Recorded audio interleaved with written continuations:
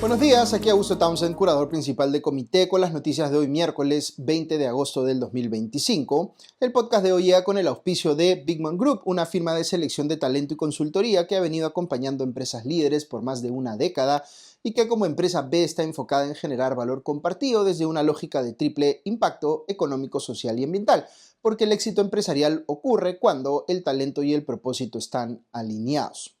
Vamos con los titulares de hoy miércoles 20 de agosto, en menos de un minuto, vía Comité sin dueños de la verdad.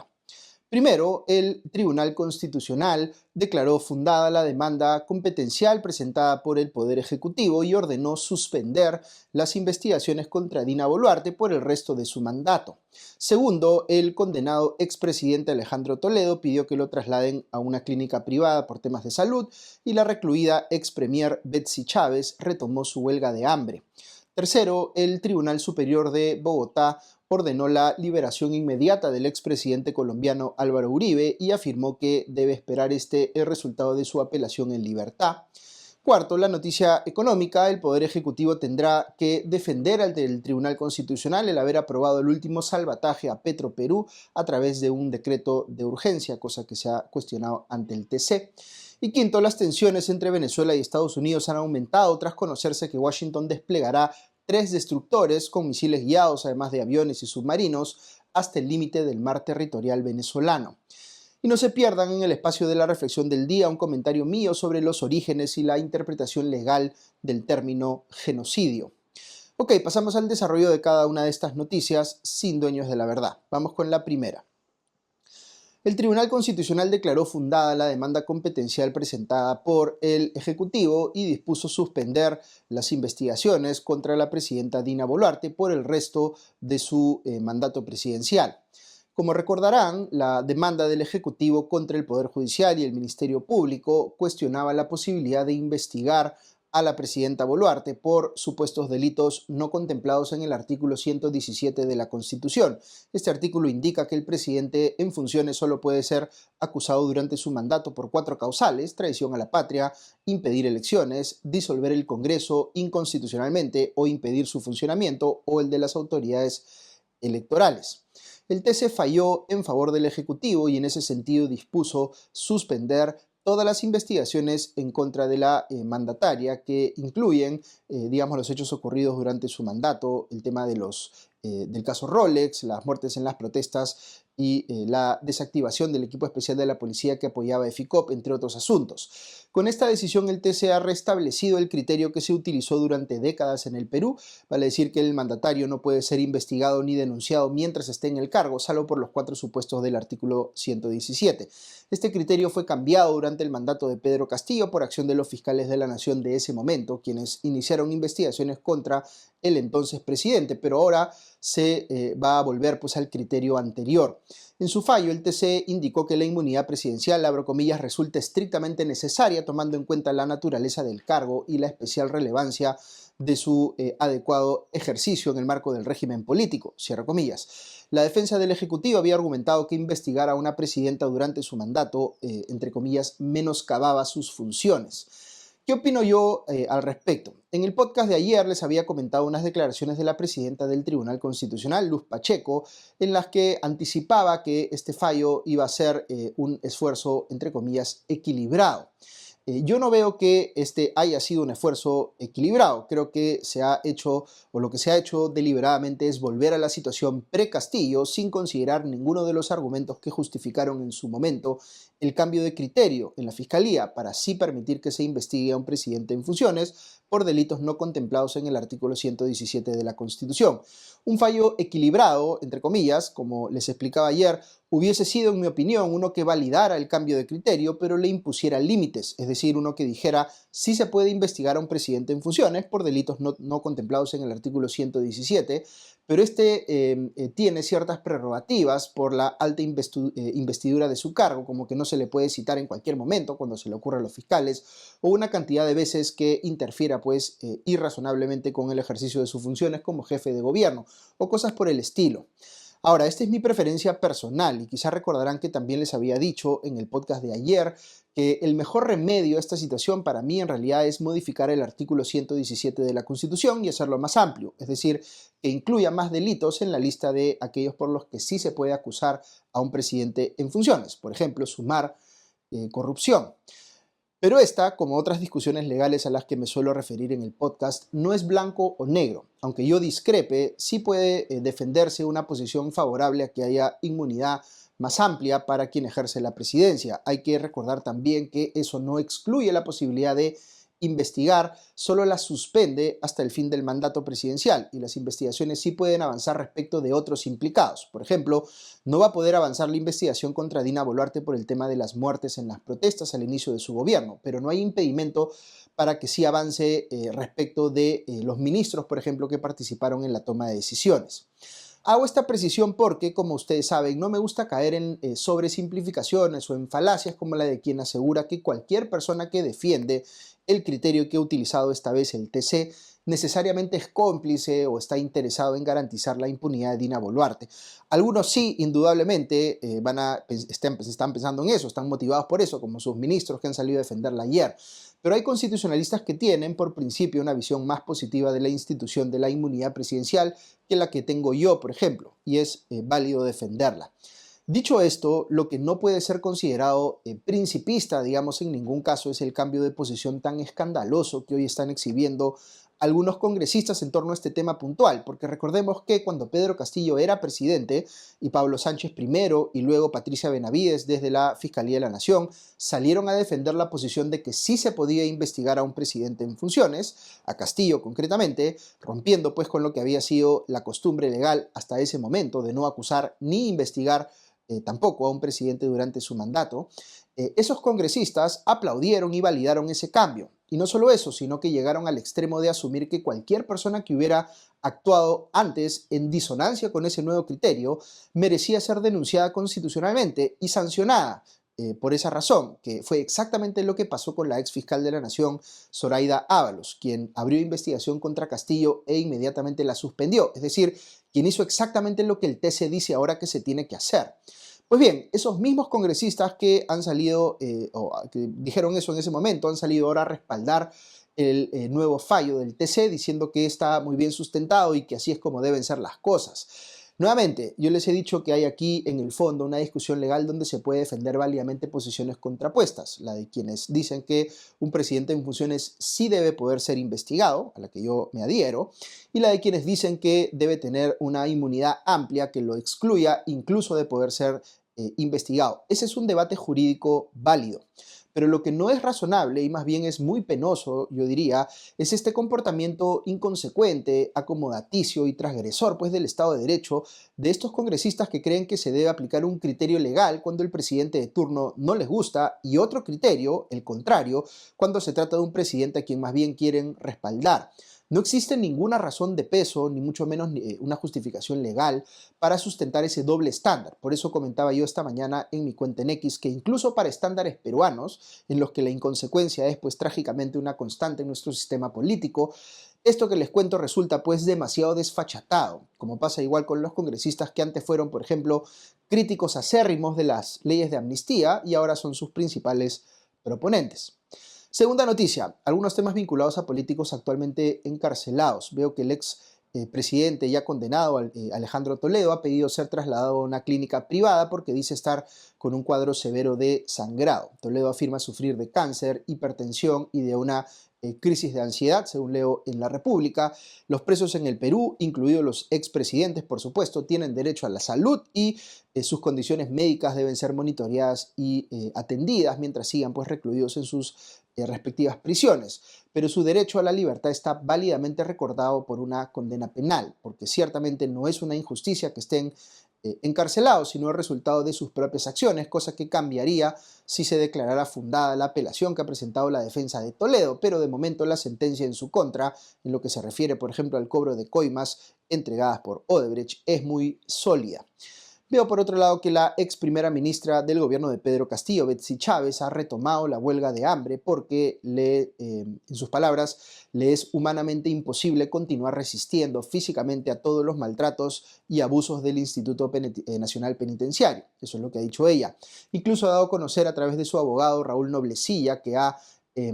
suscrito un testamento. Chávez afirma ser víctima de actos de corrupción, chantaje sexual y cobro de cupos en el penal anexo de Mujeres de Chorrillo, según veo en RPP. Estas denuncias deben ser, por supuesto, investigadas y debe dársele a la ex premier la atención que requiera, como a cualquier preso, pero su reclusión nuevamente no es una injusticia en sí misma, sino una consecuencia de sus propias acciones. Tercera noticia, vamos con nuestro bloque, la noticia económica con Ale Costa, que hoy trata sobre un tema bien importante que tiene que ver con el mal uso de los decretos de urgencia en el gobierno para canalizar rescates financieros a Petroperú. Escuchamos a Ale. Muy buenos días y bienvenidos a la Noticia Económica con Ale Costa. Hoy vamos a hablar sobre la demanda de inconstitucionalidad que el Tribunal Constitucional ha admitido a trámite y que obligará al Poder Ejecutivo a defender el salvataje a Petroperú que aprobó en septiembre del año pasado a través de un decreto de urgencia. De acuerdo con el diario Gestión, esta demanda de inconstitucionalidad fue presentada por el Colegio de Abogados de Arequipa ante el Tribunal Constitucional y argumenta que el decreto de urgencia 13/2024, publicado en septiembre del 2024, se habría emitido sin la justificación suficiente que exige la Carta Magna para este tipo de dispositivos. Ese último salvataje, entre otras medidas, convirtió en un aporte de capital el préstamo por $750 millones que le había otorgado el Tesoro Público a la empresa estatal en el 2022, haciendo que el préstamo ya no tenga que ser devuelto. El objetivo final de la demanda de inconstitucionalidad es evitar que el Poder Ejecutivo pueda aprobar nuevos rescates para la empresa estatal a través de decretos de urgencia que, recordemos, solo deben usarse para dictar medidas extraordinarias en materia económica y financiera cuando así lo requiere el interés nacional, de acuerdo con nuestra Constitución. El diario Gestión explica que tras admitir este recurso, el TC le ha dado un plazo de 30 días al Poder Ejecutivo para que se apersone al proceso y conteste la demanda. El principal argumento del Colegio de Abogados de Arequipa es que los dos requisitos para que un decreto de urgencia sea válido son la excepcionalidad y la necesidad. Según la demanda, los problemas financieros de Petroperú son estructurales, no circunstanciales, y no existía ninguna emergencia en septiembre, como un desabastecimiento de combustibles, que pudiera haber justificado que se busque rescatarla por esa vía. La demanda explica lo siguiente textualmente: permitir que se emitan decretos de urgencia en casos de problemas estructurales equivaldría a convalidar una urgencia gubernamental autoinducida. No es admisible que se opte repetidamente por la vía excepcional en lugar de encarar soluciones legislativas o administrativas de fondo a tiempo. Lo estructural no puede convertirse en excepcional por mera acción discursiva. Cierro comillas. Sobre esto hay que decir que es saludable que el Tribunal Constitucional evalúe si efectivamente el Poder Ejecutivo abusó de los decretos de urgencia para aprobar, usar dinero de todos los peruanos para entregárselo a Petroperú y que, esperemos, establezca un límite para este tipo de medidas, de modo que, por ejemplo, cualquier futuro salvataje tenga que ser evaluado y aprobado por el Congreso, especialmente si consideramos que el IPE, el Instituto Peruano de Economía, ha calculado que desde el 2013 el Estado peruano le ha entregado a Petroperú más de 24.000 millones de soles en apoyo financiero, algo que es imperdonable en un país con tantas necesidades que no son afrontadas por falta de presupuesto como el Perú. Terminamos así la noticia económica con Ale Costa. Les deseo un excelente día. Nos reencontramos mañana. Hasta entonces. Gracias, Ale. Vamos ahora con la cuarta noticia, ya pasando a temas internacionales. El Tribunal Superior de Bogotá falló a favor del expresidente colombiano Álvaro Uribe y ordenó su libertad inmediata, con lo que pone fin, de momento, a la prisión domiciliaria que le fue impuesta hace 2 semanas. La decisión de este tribunal acoge el recurso de tutela presentado por la defensa de Uribe, amparando sus derechos fundamentales, y revoca la detención que el mismo tribunal, o hasta que el mismo tribunal defina en segunda instancia su caso. Como recordarán, el 1 de agosto la jueza Sandra Heredia del Juzgado 44 Penal del Circuito de Bogotá condenó al exmandatario a 12 años de prisión domiciliaria al hallarlo culpable de los delitos de soborno en actuación penal y fraude procesal. La decisión de este tribunal, firmada por los magistrados Leonel Rogeles Moreno y Aura Alexandra Rosero, no se refiere al fondo del asunto, me refiero a la que se acaba de dar, sino que considera que no debió habérsele dado prisión domiciliaria a Uribe mientras estaba pendiente su apelación y que más bien debe esperar a que se resuelva esa apelación estando él en libertad. La decisión de los magistrados califica la imposición de prisión domiciliaria a falta de que se resuelva esa apelación de innecesaria y afirma que no se entiende por qué el Juzgado 44 Penal de Bogotá consideró que la medida era relevante para la convivencia pacífica y el orden social. Aquí parece estar haciendo un análisis más político que legal. Quinta noticia: ayer martes la tensión entre Venezuela y Estados Unidos se intensificó tras el anuncio de que Washington desplegará en los próximos días 3 destructores Aegis con misiles guiados, además de submarinos y aviones, hasta el límite del mar territorial venezolano. La información inicialmente difundida por Reuters fue confirmada por la portavoz de la Casa Blanca, Caroline Leavitt, quien afirmó que su país está dispuesto a utilizar, entre comillas, todos los elementos de su poder para frenar el tráfico de drogas y llevar a sus responsables ante la justicia. De acuerdo con la información revelada por Reuters, el proceso será continuo durante varios meses y podría implicar ataques selectivos si se toma la decisión, fue lo que dijo la portavoz de la Casa Blanca. El anuncio llega un mes después de que Donald Trump firmara una directiva que autoriza al Pentágono a emplear fuerza militar contra carteles latinoamericanos designados como organizaciones terroristas por su administración. Entre ellos figuran el Tren de Aragua de Venezuela, la MS-13 de Salvador y 6 grupos mexicanos. Más recientemente se incorporó el cártel de Los Soles, al que Washington acusa de estar encabezado por Nicolás Maduro y de controlar buena parte del comercio mundial de drogas. Como parte de esta estrategia, Estados Unidos elevó la recompensa por la captura de Maduro a $50 millones. En respuesta a la maniobra militar estadounidense, el mandatario venezolano anunció la movilización de 4 millones de efectivos de la Milicia Nacional, el quinto componente de la Fuerza Armada Bolivariana, en todo el territorio, así como la activación de todos los mecanismos necesarios para garantizar la soberanía del país, fue lo que dijo el gobierno venezolano. Hasta aquí las noticias de hoy, pero si quieren escuchar unos minutos más, hoy quisiera reseñar una conversación muy interesante que escuché recientemente. Como muchos he estado siguiendo la discusión sobre si legalmente aplica o no el término de genocidio a lo que está ocurriendo hoy en Gaza, leyendo opiniones diversas y discrepantes al respecto para formarme la mía. Para quienes estén en esa misma búsqueda, quiero recomendar un episodio reciente del podcast de Ezra Klein en el New York Times, en el que conversa con el abogado y profesor de la University College de London, Philip Sands, quien justamente litiga y participa como consejero en cortes internacionales en casos donde se imputa genocidio u otros crímenes contra la humanidad. Conocí personalmente a Philip Sands hace algunos meses cuando vino a Lima por el High Festival. La primera parte de la conversación de Klein con Sands gira en torno a cómo se creó el concepto de genocidio en los tiempos de los juicios de Nuremberg y analiza cuáles fueron las motivaciones y el razonamiento de quien fue su principal impulsor, el jurista de origen polaco Raphael Lemkin. Es bien interesante cómo plantea el contraste entre la posición de Lemkin, quien creía que debía haber una tipificación internacional para un delito en el que la víctima fuera identificada por su pertenencia a un grupo, que podía ser étnico, religioso o incluso político, y por otro lado la posición de otro jurista contemporáneo, Hersch Lauterpacht, quien promovía más bien al mismo tiempo el concepto de crímenes contra la humanidad, que daba relevancia no a la pertenencia a un grupo, sino a la dignidad individual de la víctima. Este es un debate de filosofía moral y jurídica muy interesante en lo teórico, pero también en lo práctico. Lemkin y Lauterpacht pelearon para que sus planteamientos fueran acuñados en la legislación internacional post-Segunda Guerra Mundial, y ambos lo lograron en alguna medida, pese a sus distintas ópticas. Si se ponen a pensar, el tipo de argumentación que inspiró a Lemkin es el que hoy justifica, por ejemplo, la existencia de delitos como el feminicidio, que responden a la pertenencia de la víctima a un grupo y a la intencionalidad de dañarla por tal razón. Mientras que el tipo de argumentación de Lauterpacht sustenta la lógica de protección más individualista de los derechos humanos, enfocada en el universalismo de ciertos derechos más allá de las diferencias entre las personas. He aprendido mucho escuchando esta explicación y por eso la recomiendo.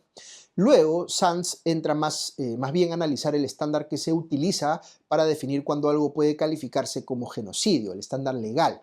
Y lo que explica es que en la visión original de Lemkin, el ámbito de aplicación de este delito era bastante más amplio. Por ejemplo, él pensaba que para que algo calificase como genocidio no se requería que se produjera un número masivo de muertes de golpe o en un periodo muy corto de tiempo, sino que otras acciones, como inducir a la hambruna o sustraer a los niños de una población, también podían ser calificadas como genocidio. Y de hecho, esto es lo que o se codifica así, digamos, en la Convención para la Prevención y la Sanción del Delito de Genocidio de 1948, que prohíbe distintos tipos de conductas, una de las cuales es la matanza de los miembros de un grupo, pero ciertamente no la única. Quizá aquí se produce una diferencia de entendimiento con la persona promedio que relaciona el término genocidio con matanza, pero la legislación no lo hace exclusivamente, o como no era la idea tampoco original de Lemkin. Ahora bien, lo que sí hizo el propio Tratado de 1948 es incluir un estándar probatorio más alto de lo que consideraba conveniente el propio Lemkin, porque había que probar que el genocidio era un crimen de intención exclusiva, es decir, que la única razón posible para explicar la conducta era cometer genocidio. Si podía sustentarse en una intencionalidad distinta, se caía la imputación por genocidio. Por eso no existe hasta hoy un solo Estado que haya sido condenado por genocidio, aunque sí hay condenas a personas específicas, porque es muy difícil llegar al estándar probatorio de intención exclusiva, y lo es aún más por la jurisprudencia reciente que han emitido tribunales internacionales que, según Sands, han elevado aún más el estándar. Lo que dice entonces Sands, y esto ciertamente es controversial, pero es una opinión que hay que contrastar con otras, es que el criterio original de Lemkin hubiese llevado a que se concluyera que lo que está pasando hoy por acción del Estado de Israel en Gaza sea calificado como genocidio, y también en su medida lo que hizo Hamas el 7 de octubre del 2023. Pero que siguiendo, digamos, el estándar probatorio internacional que hoy utilizan los tribunales a nivel internacional, no se podría llegar a la conclusión legal de que ninguna de esas dos cosas califica como genocidio. No es que Sands esté comparando o poniendo una falsa equivalencia entre estas dos acciones, está diciendo que cada una se puede analizar por separado y ambas entrarían dentro de este concepto más amplio que tenía Lemkin originalmente. Lo que sí dice después, y esto es una reflexión que creo que es importante, es que para las personas el término genocidio se ha convertido en un crimen tan grave comparativamente con los demás, que es como si requiriese pues una categoría que solo lo incluye a él, que lo convierte, digamos, en el crimen más atroz que podría cometer la humanidad,